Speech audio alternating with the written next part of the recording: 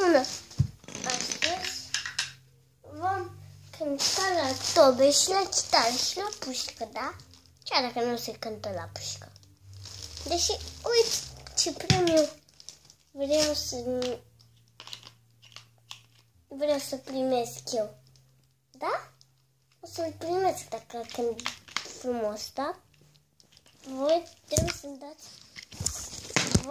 să-mi dați un febe ca să pot să îl iau, știți? Iar eu o să-l pun la loc, da? Ca să nu se strice. Că știți că e din Lego. Gata. Iar acum începe bine.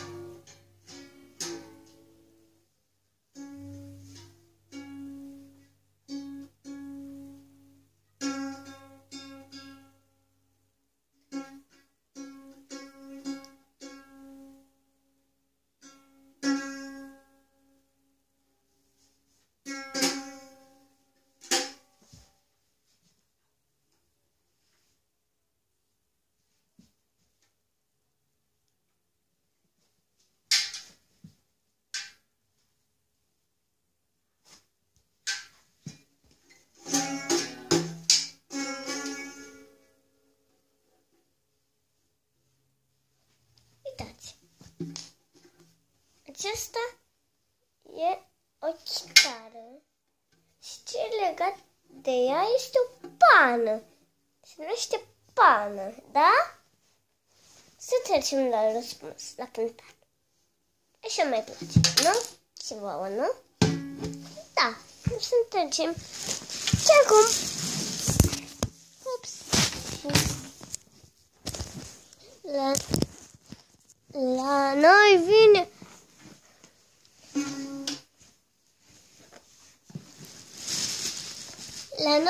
în vizită Capitan Banana și prietenii lui.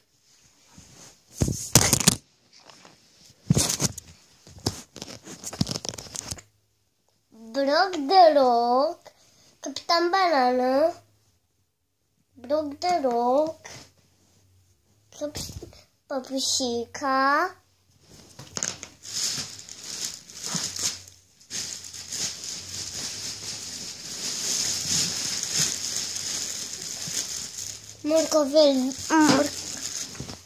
Morcovel Viorel,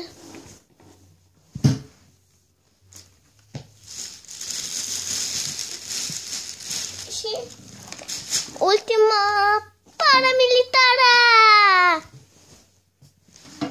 Iar acum hai să trecem la cântat cu ei. Ei o să fie spectatorii noștri, da? Pa!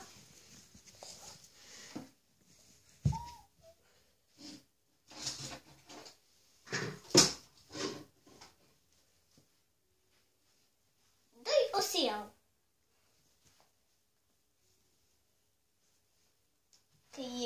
fiatoarele mele, știți? Capitan Banană și Păpușica vor sta lângă mine, fiindcă ei sunt spectatorii, știți? Căpșunica la pușcă și Capitan Banană la chitară. Haide, imediat vom începe.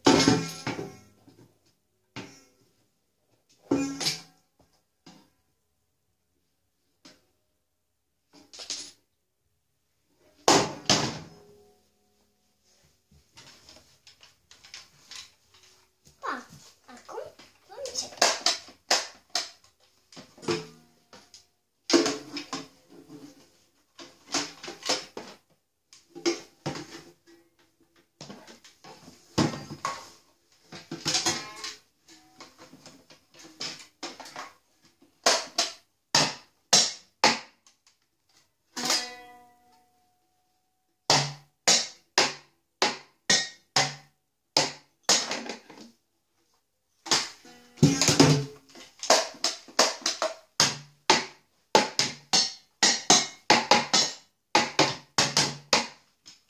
Stați!